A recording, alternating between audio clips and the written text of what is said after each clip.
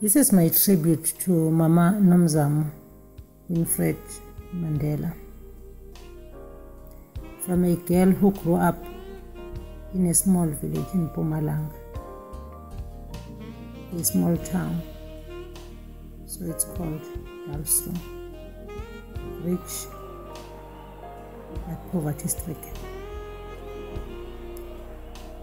A mother the nation was forced to abandon.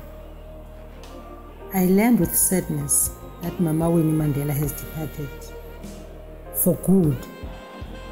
I say with sadness because of what I was made to believe and taught to believe. Anything about her was just terrorism.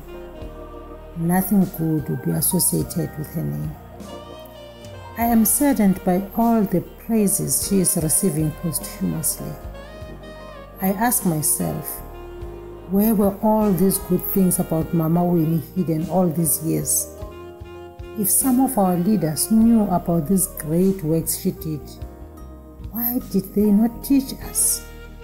Why did we not stand by her side during trying times? To me, she represents our mothers. No matter how good they can perform, they remain in the shadows.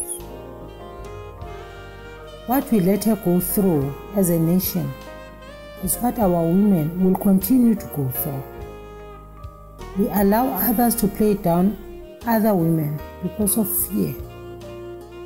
Fear that if that woman's true potential is known and acknowledged, that will mean I will live in her shadow. This has gone on and on until today, when it is given a degree, PhD syndrome. Every woman is pulling every woman down, knowingly and unknowingly. We have not been taught to support one another. We have not been taught to celebrate one another. We have been brainwashed. Blasphemy is what we know best. A woman who stands up for what is socially not accepted in our society is said to be too aggressive or too arrogant. Members of the community are made to believe that such a character should not be accepted. Worse than all, lies that leads to defamation of character are orchestrated against such a character.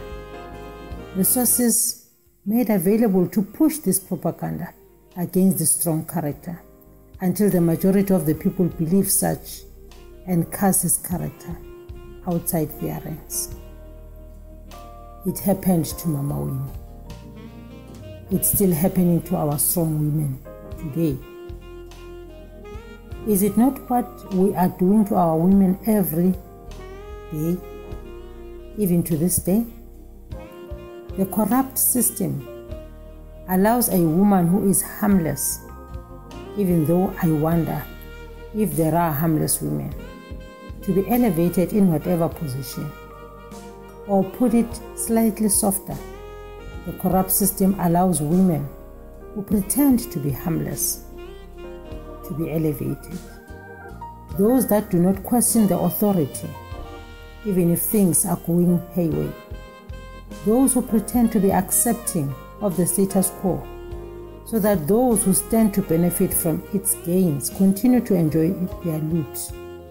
The corrupt system does this not because it honors women.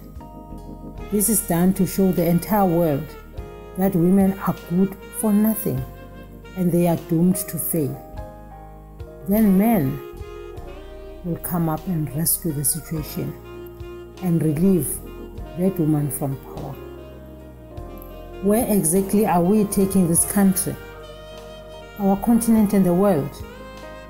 We say today, or to put it correct, from the 2nd of April 2018, South Africa has lost the mother of the nation. Yes, she is. But was she allowed to mother us as a nation?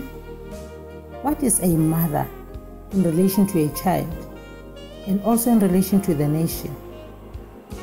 A mother, I believe, is a female parent of a child. She is a mother because she might have biologically given birth to a child, or through adoption, or by any manner in which the child finds herself or himself in the care of the mother, including surrogacy. A mother becomes a mother when she is a source of inspiration to her children, cares for them and loves them, tolerates them, is kind to them, perseveres and emphatic towards them, feels for the children, celebrate the children, and also celebrate with them, of course, nourishes them and makes sure that they are ready for whatever situation that they might face, supports them, cry with them in difficult times, reprimand them at a given time, praise them and gently guide them, comfort them through all. The mother of the nation is no more. Have we given her a chance to mother us? This hurts so much. I feel I have been deprived of having a mother. I feel I have been orphaned whilst my mother was alive. The nation has not had a chance to be breastfed by a true mother. The nation is malnourished. We have been pushed to live in the street corners as children, whereas we had a mother. We are vulnerable, as I speak, to all the societal ills against us. I am hurting. How could we have allowed ourselves to be fooled that our mother is a murderer? When does a mother stop to be a mother? This is what we needed to have asked ourselves when this great figure in our lives was cast out. A mother does not lose her motherhood, no matter what. It is not a status bestowed upon someone and later withdrawn. A mother is a mother through thick and thin. A mother remains a mother even beyond the grave. Death does not take away the status, does not take away the motherhood. I mourn the mother I learned to love as a child in the dusty and sewage-infested streets of Darmstrom in the 70s. Through the radio that was only switched on when it was time for the news, one will hear the name being mentioned, Winnie Mandela. The look on my grandfather's face will tell you that things were tough. My grandmother in turn will say, Winnie is a strong woman. If only all of us could be as strong and courageous as she is. That's where I got my first lesson about Mama Winnie Mandela. A strong and courageous woman, feared by Amakuwa, Abelu, the Boers. And that her name must not be used, because anyone who mentions her would be arrested. It's funny that the more I grew older, nothing was said about her. It becomes worse when the structures of women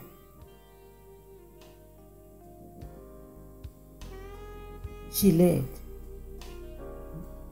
don't even make mention of her.